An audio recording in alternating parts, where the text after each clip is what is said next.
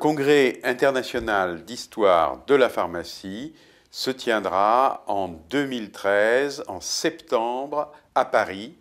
Et c'est un congrès international qui est organisé par la Société internationale d'histoire de la pharmacie. Cette société regroupe l'ensemble des sociétés d'histoire de la pharmacie du monde, c'est-à-dire que nous attendons environ 450 participants qui viendront des différents continents. Donc nous avons un recrutement tout à fait international. Et cette année, pour thème de cette rencontre, nous aurons d'abord le centenaire de la fondation de la Société française d'histoire de la pharmacie, qui a été la première société du genre au monde. Et puis, nous aurons surtout le bicentenaire du décès d'Antoine-Augustin Parmentier, qui va pouvoir nous amener à nous intéresser aussi bien à des problèmes de chimie alimentaire qu'à des problèmes de pharmacie militaire, qu'à des problèmes d'agriculture. Et essentiellement, cet homme a toute sa vie mis la science au service du bien-être de l'humanité. Donc, le Congrès international d'histoire de la pharmacie se tiendra dans le couvent des Cordeliers qui est un lieu chargé d'histoire et qui convenait parfaitement bien pour accueillir les très nombreux participants venus de tous les pays du monde qui vont se réunir à cette occasion. En face de la faculté de médecine, ce lieu présente un grand amphithéâtre et des amphithéâtres secondaires qui vont permettre de tenir à la fois des conférences plénières, il y aura 6 conférences plénières, et un très grand nombre de communications, on en attend plus d'une centaine.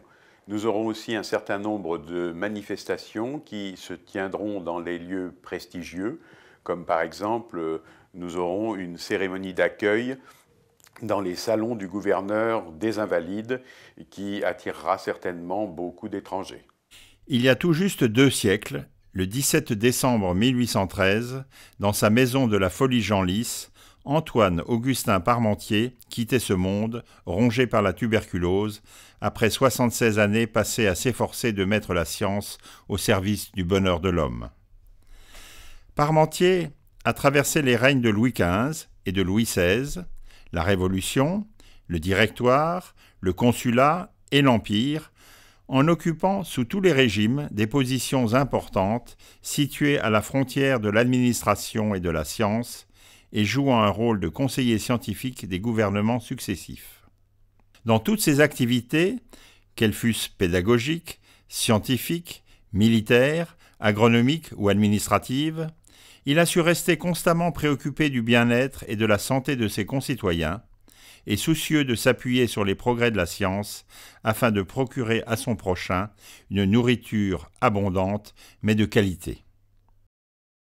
La légende s'est immédiatement emparée de ce personnage attachant, faisant exclusivement de lui le propagateur de la pomme de terre, voire même, improprement, l'inventeur de ce qui est devenu un aliment essentiel.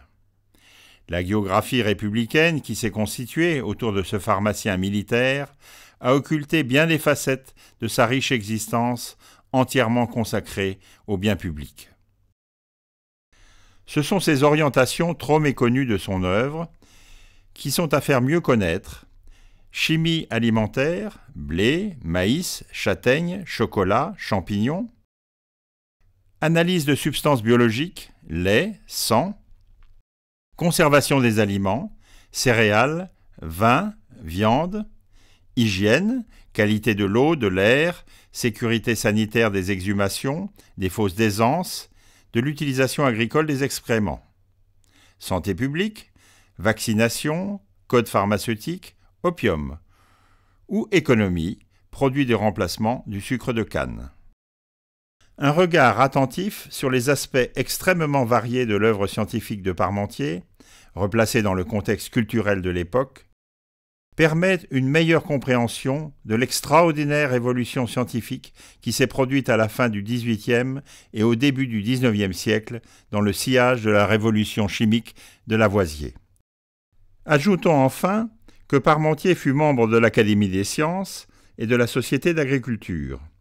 Il fut également le premier président de la Société de pharmacie, créée en 1803, et un des sociétaires fondateurs de la Société d'encouragement de l'industrie nationale, qui existe toujours et qui fut créée en 1801. Nous tenons à exprimer toute notre gratitude à toutes les sociétés, les organismes, les personnalités qui nous ont d'ores et déjà soutenus dans l'organisation de ce congrès. Et bien évidemment, nous serons très heureux de recevoir le soutien d'autres organisations pour mener à bien notre projet.